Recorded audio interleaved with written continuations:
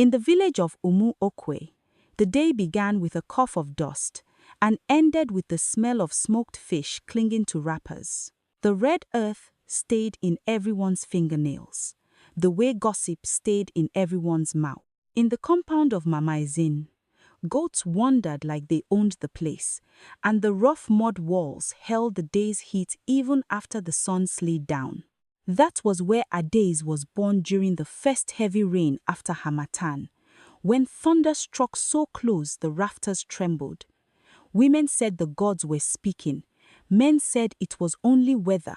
But when Mama Ezine's cry turned to silence and the midwife lifted the baby to the lantern light, a hush fell so thick you could taste palm oil at the back of your throat. One leg was not like the other. It was twisted at the shin, stiff at the ankle, the foot turned inward as if it feared the world. The midwife's hands, usually quick, confident, stayed frozen. Then she whispered, "Chai." Outside, someone struck a gong to announce a birth in the compound. The town crier, eager for news, arrived before the placenta was even buried. By morning, the market already had a new story to sell. Mama Ezine's baby came with an iron leg, not iron like a warrior's spear, iron like punishment, iron like something forged in the darkness. They did not call Adaeze by her name at first. They called her Nwata Igwe, child of trouble. They said her leg was a mark, that somewhere in Mama Ezine's bloodline, a pact had been broken. They said a jealous co-wife must have gone to a dibia in the forest. They said her mother must have offended the river spirits, maybe washed something unclean where the water drank. Mama Ezine kept her head high, but at night she cried into her wrapper so her daughter would not hear. When Adaeze began to crawl, she dragged the twisted leg behind like a stubborn calabash that refused to roll. When she tried to stand, she fell, and the sound of her small body hitting the packed earth made Mama Ezine's heart jump like a trapped bird. Still, Adaeze learned the compound's language, how to move through insults the way others moved through smoke. She learned to balance with a short wooden staff carved by her uncle. She learned to laugh before people could laugh at her. And when boys mimicked her limp, bending their own legs and hopping like mad chickens, she stared at them with eyes that did not beg. "Are you done?" she would ask, voice calm as a clay pot. Some days, she helped Mama Ezine grind pepper on the stone, the seeds snapping under pressure. Some days, she fetched water, taking twice the time, the calabash bumping her hip with every uneven step. She returned with sweat shining on her forehead, the smell of wet clay rising from the pot, and she would refuse help even when offered like pity. The village watched her grow the way people watch a crack in a wall, expecting it to widen. Then, one market day, the royal messengers came.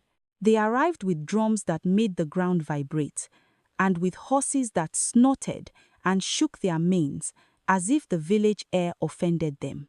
The people of Umu-Okwe poured out of compounds, wrappers tightened, cowries jangling at ankles. Children ran beside the horses until the riders barked at them to clear the path. At the center of the village square, beneath the old Okwa tree, the lead messenger lifted a carved staff and struck it 3 times on the earth. Silence fell so fast, even the chickens stopped scratching. "Hear me," he shouted. "Hear the word from the palace of Obinana, Lion of the Eastern Ridge." The town crier echoed it, voice cracking with excitement. The messenger's words carried an edge of fear. "Our prince, Chidubem, is sick." A ripple of murmurs. Some women pressed fingers to their mouths. Some men exchanged looks the way traders exchange secret prices. "The prince's breath is shallow," the messenger continued. "His eyes are dull. He eats nothing. He sleeps and does not wake well.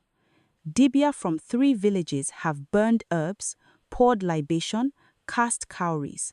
Nothing holds him. He paused, as if the next words tasted bitter. The gods have spoken through the shrine of the sacred mountain. They say the cure is hidden in the stone caves above where the wind howls like spirits. They say the royal medicine must be fetched before the next full moon, or the prince will not see another. People murmured again. The sacred mountain Umu-Okwe was not a place anyone visited unless forced by death or madness. Its paths were sharp, its rocks cut feet, its slopes broke knees. Hunters said leopards slept there. Old women said voices lived inside its caves, voices that could call your name and make you walk off a cliff smiling. The messenger lifted his chin. The palace will reward whoever brings the cure. Bags of cowries, land near the river, a title in the king's court. The village greed rose like heat. One by one, strong men stepped forward. Hunters with scarred arms, wrestlers with shoulders like carved wood. They boasted of their courage, pounded chests, spat on the ground as if daring the mountain to swallow them. Adaeze stood at the back of the crowd, leaning on her staff. Dust swirled around ankles. The smell of sweat and fermented cassava hung in the air. She watched the men, watched the way their mouths ran faster than their feet would later run. Beside her, Mama Ezin whispered, "Do not look too long. Those things are for people with full legs." Adaeze's jaw tightened. She did not answer. That evening, when the sun bled orange behind the palm trees, a shout rose from the square. The first hunters had returned empty-handed, shaken. One had a gash across his cheek, blood dried like a second skin. Another trembled as if possessed. They spoke of loose stones, of sudden mist, of a sound like laughter inside the rock. By the third day, more men returned, each with fewer words and more fear. Some did not return at all. In their absence, the village began to search for another explanation, another scapegoat to blame. And in Umu-Okwe, when trouble came, people looked for the one already labeled trouble. At the water path, women hissed as Adaeze passed. Is it not her kind that attracts misfortune? At the market, a fish seller muttered, "If the prince dies, the king will punish villages. We will suffer because of cursed children." A boy threw a small stone at Adaeze's twisted leg and ran. Adaeze picked up the stone and held it in her palm until her fingers ached. The stone was warm, as if it carried the sun's anger. She stared at the sacred mountain in the distance, its dark outline cutting the sky like a blade. That night, as the village slept, Adaeze rose from her mat. The compound was quiet except for crickets and the distant lowing of cattle. She wrapped a cloth around her shoulders, tied a small pouch of dried meat and kola nut, and took her staff. Mama Ezin stirred. "Adaeze, where are you going?" Adaeze's voice was soft, but it did not shake. "To the mountain." Her mother sat up, panic flashing across her face. "Have you become a goat? That place eats men." Adaeze leaned close, so her mother could smell the shea butter on her skin, could feel the steadiness in her breath. "It has eaten men who came with pride," she said. "Let it meet someone it has already tried to swallow since birth." Outside, the moon climbed higher, silvering the compound walls. Adaeze stepped into the night, her twisted leg dragging, her staff tapping the earth tap like a slow drumbeat, daring the gods to answer. Adaeze left the compound as if she were slipping out of a cooking hut before smoke could stain her hair. The moon hung like a pale cowrie in the sky, and the village paths were thin rivers of silver. Her staff tapped the earth tap steady, stubborn. Each step pulled at her twisted leg, not with pain alone but with memory. All the times people looked away, all the times they pointed. Behind her, Umu-Okwe slept. But wickedness never truly sleeps. It only pretends, like a snake lying still in a warm corner. At dawn, the first cock crowed, and Mama Ezine woke to an empty mat. She ran into the courtyard, wrapper loosened, hair undone, calling her daughter's name like a prayer that had forgotten its rhythm. Adaeze, Adaeze. Neighbors appeared in doorways, blinking, as if trouble had shaken them from their dreams. Soon the compound filled with voices, with the smell of morning wood smoke and fresh fear. "She has gone to the mountain," Mama Ezine said, breathless. A silence followed, then a burst of laughter from a woman who sold bitter leaf at the market. "Chai, the iron leg wants to climb sacred mountain. Let her go and meet her fellow spirits." Mama Ezine's eyes flashed. "Do not put your dirty tongue on my child." But the words had already begun running, faster than any messenger on a horse. By midday, the village square swelled with people. The gong sounded, struck by a boy whose arms shook from excitement. The town crier stood near the okwa tree, throat cleared, waiting for the right moment to turn a mother's fear into a public show. Then the palace riders arrived again, faces tighter than before. The lead messenger's voice carried no patience this time. "Has anyone gone up the mountain again?"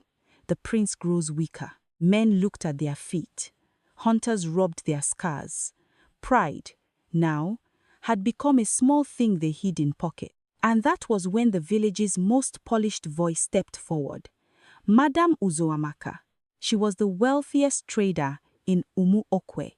Her wrappers were always new, her coral beads always bright, her teeth always white from constant chewing of kola. She smiled the way a knife gleams pretty, but meant for cutting. "My people," she began, palms raised as if blessing the crowd. "We must think wisely. The king's anger is not a small breeze. If the prince dies, the punishment will fall like Harmattan fire on all of us." Murmurs. Heads nodded. "Now listen," she continued, turning slightly so everyone could see the shine of her earrings. "A child, an unfortunate child, has gone to the mountain alone. If she dies there, and the king hears that Umu-Okwe sent that to solve a royal problem, what will he think of us?" Mama Ezine pushed forward, voice sharp. "That child is my daughter. Her name is Adaeze." Madam Uzoamaka's smile did not move. "Sister, grief can make us stubborn, but the truth is the truth. Some things are not meant to face sacred places." And then, like a rat scenting an open barn, others joined. "The messenger will think we are mocking the palace. The gods have already marked her. Look at her leg. If she brings back something cursed, the prince will die faster." The town crier, enjoying his moment, added, "Maybe she's the reason the prince fell sick. Maybe the curse has reached the palace." Mama Ezine's hands trembled as she held her wrapper tight. "You people have no shame. When your own children were sick, did I spit at your doors? When your goats ate my cassava, did I curse your wombs? But wickedness is not softened by truth." Madam Uzoamaka lifted her chin. "We need a solution that protects us. We must send men after her, not to help her, but to stop her from reaching the caves. If she returns with the royal cure, yes, we benefit. But if she fails, we must ensure the palace never hears she tried." The crowd stirred like a pot nearing boil. One man asked, "And how do we stop her? She is already on the path." Madam Uzoamaka leaned forward as if sharing a secret prize. "The mountain has loose rocks. A small push can become an accident. A wrong turn can become a fall. Nobody will blame the village. They will blame the mountain, as always." Mama Ezine let out a sound that was not quite a cry, not quite a roar. "The gods will see you," she said, voice shaking. "Even if men pretend they are blind, the gods are not." Madam Uzoamaka's eyes narrowed, then widened again with false softness. Sister, do not speak like that. We are only protecting our people. That was how evil dressed itself. As protection, as wisdom, as community. Before the sun finished its journey, 3 men volunteered, men who had failed to climb earlier and now needed a way to wash their shame. They carried cutlasses, not for fighting leopards, but for cutting paths and cutting stories. With them went a 4th, Okori, Madame Uzoamaka's cousin, a thin man with quick eyes and a mouth that liked lies. They left the village with a basket of dried meat and a calabash of water, pretending it was a rescue mission. But their real supplies were whispers and plans. Meanwhile, Adaeze was already deep into the mountain's lower throat. The path was narrow, lined with stones that bruised the soles. Thorny shrubs clawed her wrapper. She smelled wet rock and old leaves, that heavy scent of places that do not welcome humans. Birds called from unseen branches, sharp, warning cries. Every few steps, she paused, lifted her twisted leg with both hands, and placed it carefully, like setting down a fragile pot. She did not cry out. She did not curse. Her breath came in measured pulls, and her staff became part of her body, part of her will. As she climbed, she found signs of the men who had come before.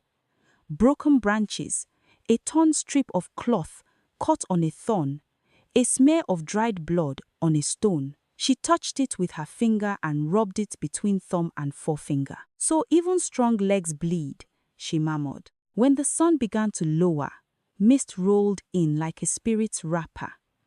It wrapped the rocks, softened the world, hid edges. Adaeze's skin prickled. She could hear water somewhere below, but she could not see it. She could hear the wind, too, whistling through cracks like a flute played by unseen lips. Then she heard something else. Footsteps, not the shuffling of goats, not the small scramble of lizards. Human steps, careful, stalking. Adaeze stopped and pressed her palm to the rough stone wall beside the path. It was cold, damp, alive with moss. She held her breath. From the mist, a voice floated faint, familiar. Adaeze, Adaeze. It was not her mother's voice. It was Okori's. Adaeze's mouth tightened. Her heart did not race with fear. It hardened. Down in Umu-Okwe, Madame Uzoamaka sat in her compound eating roasted yam, chewing slowly, confident. She imagined a fall. She imagined a broken body. She imagined the village saved. But the gods, when they are watching, do not blink. The mist thickened until the world became a wet cloth pressed over Adaeze's eyes. Even her own hands looked like ghosts when she lifted them. The stones underfoot were sleek, and the air tasted like metal, like rain that had not yet fallen. Somewhere far below, water moved slow, patient like it had all the time in the world to wait for people to make mistakes. Adaeze, Adaeze. Okori's voice again, stretched thin by the fog. It came from ahead, then from the side, as if the mountain itself had learned to throw words like stones. Adaeze did not answer. She shifted her weight, gripped her staff, and slid behind a boulder the size of a goat pen. The rock was rough and cold, beaded with moisture. Her twisted leg ached, not crying pain but warning her. Slow, careful, do not be proud. She pressed her palm against the stone and listened. Footsteps approached 2 sets, then a third. A soft scraping of cutlass against rock. Men moving with caution, but with hunger too. They were not climbing to save anyone. They were climbing to control what story returned to the village. Okori's whisper became clearer. She cannot be far. That leg drags like a broken hoe. A low chuckle answered. If she falls, we say the mountain rejected her. Another voice older, tight. Quiet. If she hears, she may run. Adaeze's lips curled almost a smile. Run? With which leg? They still did not understand her. They thought her weakness was in bone. They did not know it was in their own minds. She waited until the footsteps passed. Then she moved one careful plant of her good foot, one lift and place of the twisted one, staff first like a scout. The fog swallowed her quickly, hiding her like a mother hides a child under her wrapper when danger comes. The path rose sharply. The rocks became teeth. Sometimes she had to crawl, palms scraping against stone until her skin burned. Sometimes she had to sit and breathe, chest heaving, the smell of damp earth filling her nose. Above her, the sacred mountain loomed like an old man who did not care if you begged. By late afternoon, the mist thinned. Sunlight leaked through, turning droplets on leaves into little fires. Adaeze reached a narrow ledge where the wind hit her full in the face, cold and sharp. She looked down and saw nothing but steep drop, and the tops of trees far below, small as green feathers. And there, on the ledge, she saw someone sitting as if he had been waiting. An old man, no, not old. His beard was grey, yes, but his shoulders were straight and his eyes were clear. He wore a plain wrapper and carried no charm bag, no priest's staff. His feet were bare, planted steady on the rock like roots. A calabash sat beside him, and the smell that rose from it was strange bitter herbs mixed with something sweet, like honey touched by smoke. Adaeze tightened her grip on her staff. The man spoke without turning. If you take one more step, the stone under your left foot will break. Adaeze froze. Slowly, she shifted her weight back. A small pebble crumbled and fell, clicking down the cliff until it was swallowed by silence. Her eyes narrowed. Who are you? The man turned his face to her. His gaze traveled to her twisted leg, then returned to her eyes without pity. I am what the mountain allows to sit here. Adaeze swallowed. They said the cure is in the caves above. They say many things in villages, the man replied. Villages talk as if talk can lift rocks. Adaeze stepped sideways, safer now, and leaned her staff against her shoulder. Then tell me what is true. The man lifted the calabash, sniffed it, and set it down again.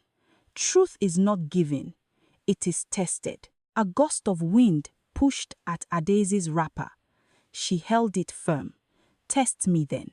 The man studied her for a long moment.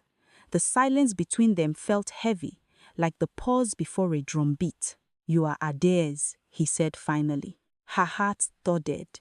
You know my name. I know many names, he said. Some are carried by pride, some are carried by pain. Yours has walked both. Adaeze's voice came low. Men from my village are on this mountain. They want to stop me. The man nodded as if she had said the sky was blue. I know. Then help me. He lifted a hand one finger. First test. He reached into a small woven basket beside him and brought out 3 cowries. He tossed them onto the rock between them.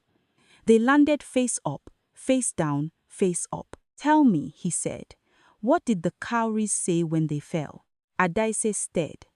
Her mind ran to all the divinations she had watched from a distance. Men chanting, smoke calling, cowries clattering. But she was not a dibia.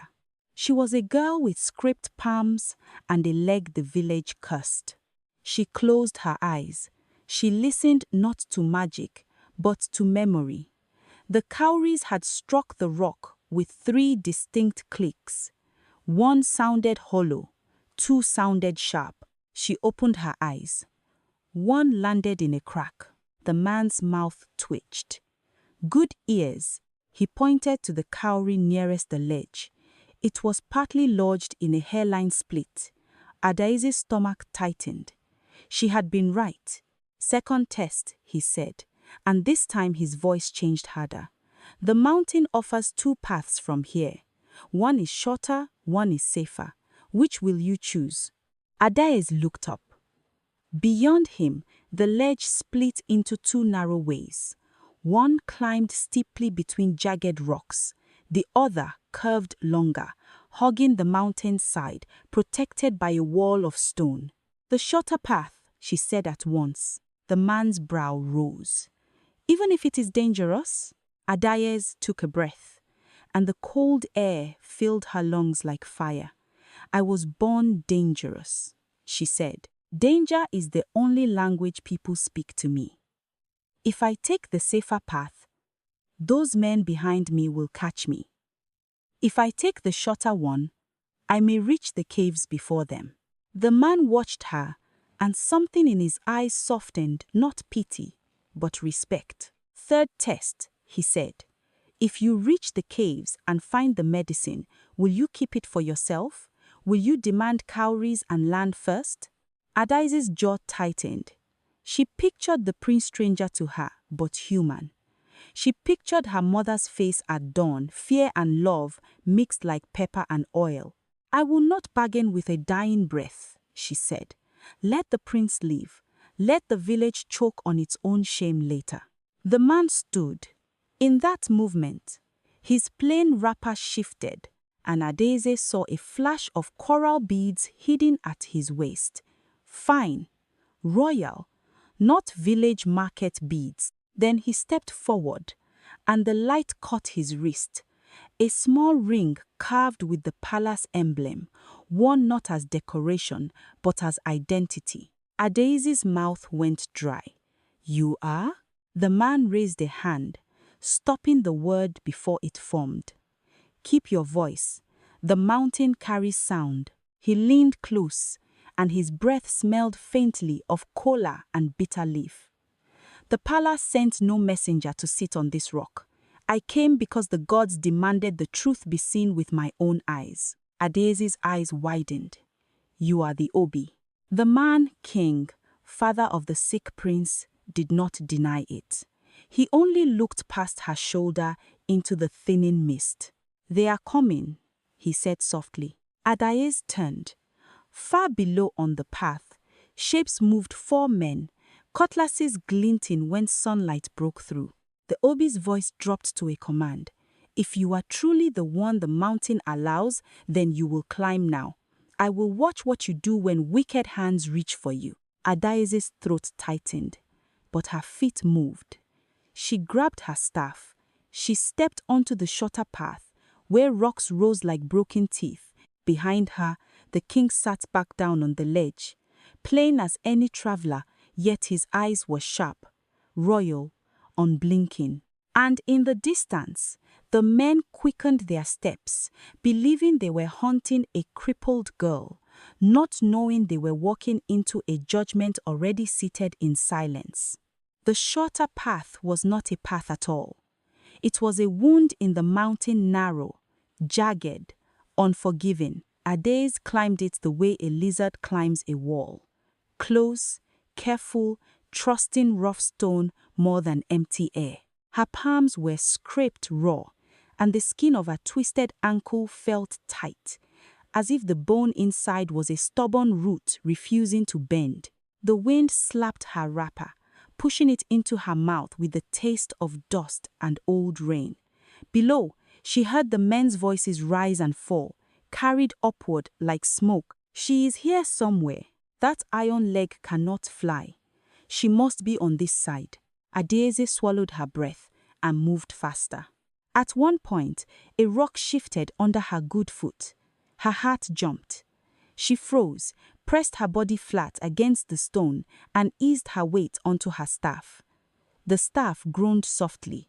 The rock crumbled and fell away, tumbling into nothing, clicking and clacking until the sound disappeared. She did not look down. Looking down was an invitation for fear to grab your throat. She kept climbing until the rock teeth opened into a small shelf. And there, like the mouth of a hungry animal, was the cave. Its opening was black, rimmed with moss, and the air that breathed out of it was cold and damp, smelling of bat droppings and ancient water. Adaeze stepped inside, and the daylight behind her shrank quickly, turning her shadow long and thin. Inside, the cave walls were wet. Water dripped steadily tock, tock, tock, into unseen pools. The sound reminded her of a slow gong, warning, warning, warning. She reached into her pouch and pulled out a small flint and a twist of dried palm fiber. She struck it until a weak flame caught. The orange light danced on the walls, showing old carvings, spirals, animal shapes, lines like footprints, marks of people who once came here and left pieces of themselves behind. The prince's cure. Where? She remembered the king's tests. Listen, observe, choose with sense, not with panic. Adaeze moved deeper. The ground dipped. The air grew colder. Then she heard something new, a faint bubbling, like water simmering in a pot. She followed the sound until the cave widened into a chamber. At its center sat a natural spring, clear water rising and breaking in small circles. Beside the spring lay a stone platform, and on it, wrapped in leaves, was a bundle. Adaeze's breath caught. She stepped closer and saw the leaves were fresh, green, and bound with a thin strip of raffia. On the raffia was tied one cowrie shell, gleaming in the firelight like an eye. Her fingers trembled as she untied it. Inside were three things: a small gourd of thick, dark liquid, a bundle of powdered roots, and a strip of cloth stained with reddish-brown like dried blood or rust. Adaeze lifted the gourd and sniffed. Bitter herbs, sharp and strong, with a sweetness underneath that reminded her of honey and smoke. She did not know if it was medicine or poison. But the bundle had not been placed by careless hands. It had been prepared, arranged, left like a message. Then a sound made her stiffen. Footsteps. Not in the chamber outside, nearer the mouth of the cave. A voice hissed, low and eager. "I see light, she is inside." Okori's voice. Adaeze's throat tightened. She clutched the bundle to her chest. She had climbed too far to be dragged back like a goat caught stealing cassava. She looked around quickly. The chamber had two narrow exits. One led deeper into darkness. One was a crack in the wall, just wide enough for a slim body to squeeze through. Another voice outside. "Do not let her escape. Madam Uzoamaka said we must finish this. Finish this." As if she were a pot to be smashed, Adaeze's mind flashed to her mother's eyes, to the village laughter, to the king sitting on the ledge outside. She did not know where he was now, but she felt him, like the presence of a drum you cannot see, yet still hear in your bones.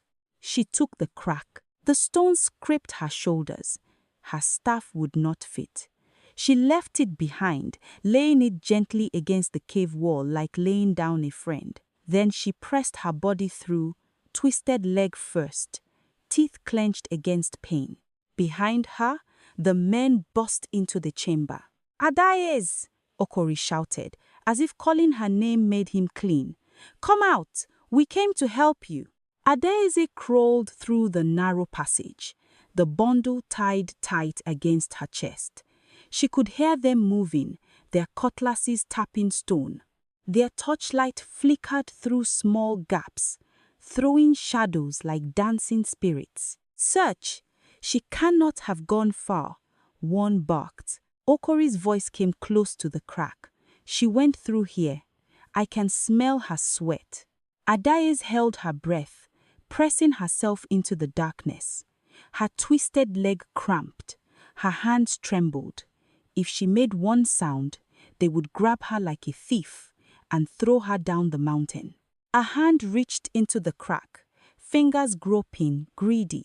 Adaeze looked down and saw a loose stone near her knee, sharp-edged, heavy enough. She picked it up silently. When the fingers came close, she slammed the stone down. A muffled yelp, a curse. The hand jerked back, bleeding. Ah, she bit me like a bush rat. Adaeze crawled faster, deeper into the passage. It opened suddenly into a narrow corridor that sloped downward and then rose again. The air here smelled different, less rot, more damp clay. Water ran along the ground in a thin stream, cold on her fingers. Then, she saw a faint light ahead. An exit. Adaeze pushed herself toward it, but her twisted leg caught on a ridge of stone. Pain shot up her body like lightning. She gasped just once. Small, but sound in a cave travels like gossip in a market. Behind her, the men's voices sharpened. I heard her. She is close. Adaeze bit her lip until she tasted blood, then forced her leg free. She crawled until her hands touched open air. She slipped out of the crack and rolled onto a ledge outside the cave system. The sky was turning orange. The sun sat low, fat and tired. Below, the trees swayed. The wind here was stronger, biting her cheeks. Adaeze tried to stand, but her leg buckled. She fell to her knees, clutching the medicine bundle. Then she heard it. Footsteps outside the crack, coming after her. Okori emerged first, breathing hard, eyes wild. Behind him, the others followed, their faces twisted with anger and fear. There you are, Okori panted, trying to smile. Adaeze, give me the bundle. Let us carry it. Your leg. My leg brought me here. Adaeze spat. Not you. Okori's smile slipped. His eyes moved to the cliff edge. Sister, do not make this hard. If you return with that, the village will sing your name. Madam Uzoamaka will lose face. You know what that means. Adaeze's hands tightened around the bundle. So this is about her pride. Okori stepped closer. The men behind him spread out, blocking the narrow ledge. One held his cutlass low. Pretending it was for balance, Okori's voice dropped, honeyed and dangerous. Just hand it over, or we will say you stole it, or we will say you poisoned the prince. The palace will not believe a crippled girl over respected men. Adaeze's chest rose and fell. Her skin was cold, but inside her, something burned. From the side, beyond a boulder, a calm voice cut through the tension, like a blade through palm fiber. Respected men do not speak like thieves. Okori froze. The men turned. Out from the shadow stepped the traveler from the ledge plain wrapper. Bare feet, yet his posture carried authority like a crown you could not see. His eyes were hard now, and in his hand he held a small carved ring, lifted so the last sunlight caught it. The palace emblem gleamed. Okori's mouth opened, but no sound came. The mountain wind roared, and for the first time, the wicked realized they were not alone with their lies. The wind rose and slapped the cliff face as if the sacred mountain itself wanted silence before judgment. Okori stood with his mouth open, the last of his threats dying in his throat. The other men tightened their grips on their cutlasses, but their hands trembled now, not from cold, but from recognition. Because the plain traveler was no longer plain, he stepped forward, and the last sunlight caught the carved ring again, bright as a fresh cowrie. His eyes swept over them, and in that gaze was the weight of a throne, the weight of a father watching his child vanish in sickness. Drop them, the Obi said, voice low. No shouting, no theatrics. The command was like a gong struck once enough to make bones remember fear. One man swallowed and loosened his fingers. His cutlass clinked on stone. Another hesitated until the Obi's gaze pinned him. and then his weapon followed, sliding a short distance until it rested against a boulder. Okori held his own cutlass the longest, as if pride could still protect him. But his wrists shook. Adaeze stayed on her knees, clutching the leaf-wrapped bundle to her chest. Her breath came in short pulls. The smell of sweat and damp stone mixed with the sharp scent of herbs escaping from the bundle. Her twisted leg throbbed where it had scraped through the crack, but she kept her spine straight. The Obi looked at her first, not at the men, at her. "You went into the cave alone," he said. "Yes," Adaeze answered. "You found what was kept there." "Yes. And these men came to take it from you." Okori's voice rushed out, slippery as oil. "My Obi, it is not like that. We came to rescue her. The mountain is dangerous." The Obi raised a hand, and Okori's words snapped shut. "Rescue," the Obi repeated, tasting the lie. "Then why did you say, 'finish this'?" Okori blinked fast. "My Obi, sometimes words jump from the mouth. We meant finish the journey, finish the..." The Obi's stare did not move. "You also said, Madam Uzoamaka said we must finish this." At the mention of her name, the other men exchanged quick glances. Their loyalty shifted like sand under rain. Wicked plans are brave only when hidden in darkness. Under daylight, they become thin, cowardly things. The Obi turned to them. "Speak. Who sent you?" One man's voice cracked. "My Obi, it was Madam Uzoamaka." Another added quickly, eager to remove his own neck from the rope. "She said the palace would think we were mocking them if the crippled girl returned with the cure." Okori hissed, "Keep quiet." The Obi took one step closer to Okori. "So you plan to kill her?" Okori's eyes widened, offended, as if murder should be called something softer. "No, my Obi, no. We planned an accident, a slip, a fall. It is the mountain that kills people, not us." Adaeze's jaw tightened. Even now, he wanted his hands to be clean while his heart stayed black. The Obi looked down at Adaeze's scraped palms, at the dried blood on her fingers. "You heard them," he said to her. "On the mountain, in the cave, here on the ledge. What did they intend for you?" Adaeze lifted her chin.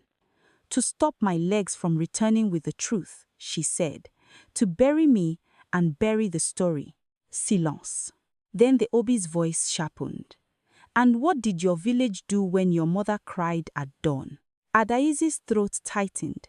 She remembered Mama Ezin's wrapper loose with panic, her voice calling into empty air. She remembered women hissing at the water path. She remembered the stone thrown at her twisted leg. "They watched," she said, and some smiled. The Obi nodded once, as if sealing a decision. He turned to the men, and the air around them seemed to thin. "You will carry her," the Obi said. One man flinched. "My Obi, you will carry her down," he repeated, "with your hands. Not like a burden you want to drop, like the life you tried to throw away." Okori opened his mouth to protest, but the Obi's next words crushed it. "If she has one more scrape from your fingers, I will leave your bodies on this mountain for the birds to settle the matter." Fear has a smell sharp, sour. Adaeze smelled it on them as they moved. Two men came closer, cautious now, like dogs that had been beaten by the owner's staff. Adaeze shifted, clutching the bundle. "I can walk," she said. The Obi shook his head.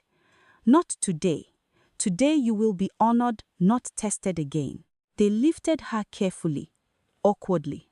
Their hands were calloused, warm, trembling. Adaeze felt their shame seep through their palms. The descent was slow.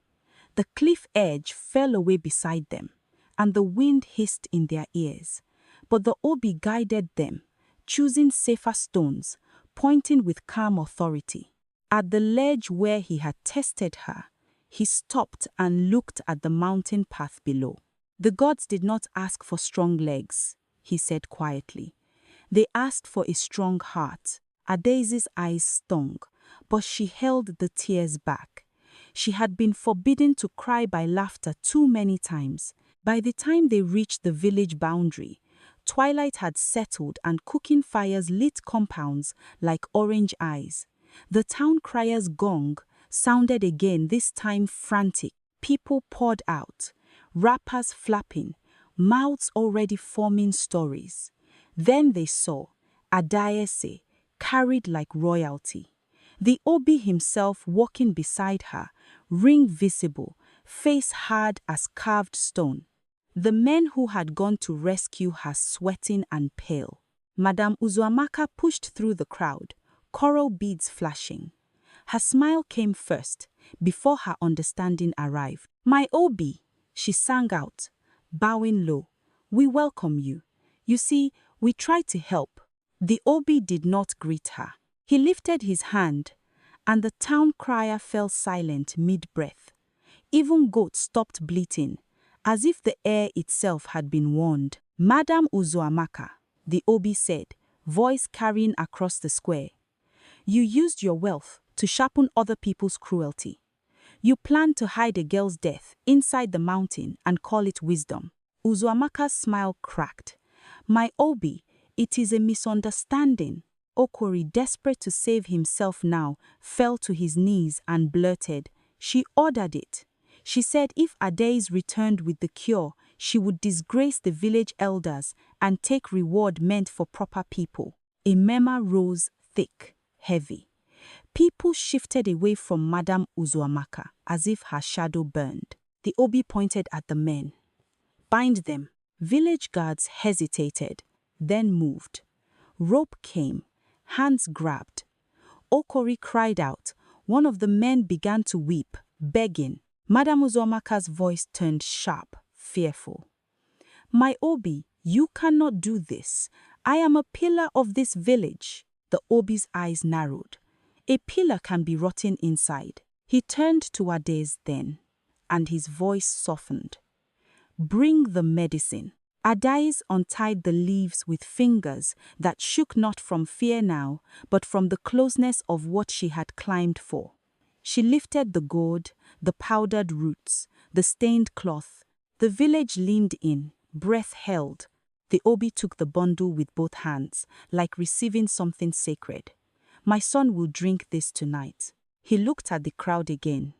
"And you, Umu-Okwe, will learn what it means to spit on your own child." He pointed to Mama Ezine, who stood trembling at the edge of the crowd, eyes wide with tears she did not bother hiding. This mother will be given cowries enough to rebuild her compound walls twice over. She will be honored at the palace. Then he placed his hand over Adaeze's head, firm and warm. "And this girl Adaeze will come to the palace with me, not as a servant, not as a joke. She will be trained as a healer and a royal attendant. Her leg will not be her name again." A sound broke from the crowd, somewhere between sobbing and stunned breathing. Mama Ezine fell forward, hands in the dust, thanking the gods with a voice that shook the air. The Obi's gaze returned to Madame Umu-Okwe. "As for you, your goods will be seized for the palace storehouse and for the poor of this village. Your title will be stripped. You will sweep the palace courtyard for one season, so you learn humility in the dirt you used to avoid." Umu-Okwe's knees buckled. Her coral beads clicked like frightened teeth. Okori and the men were dragged away, their protest swallowed by the rising night. And Adaeze, who had been called Iron Leg, Cursed Child, trouble stood at the center of the square, the smell of dust and wood smoke around her, the sound of a single gong echoing in her chest. Not the gong of mockery, the gong of a new name being born.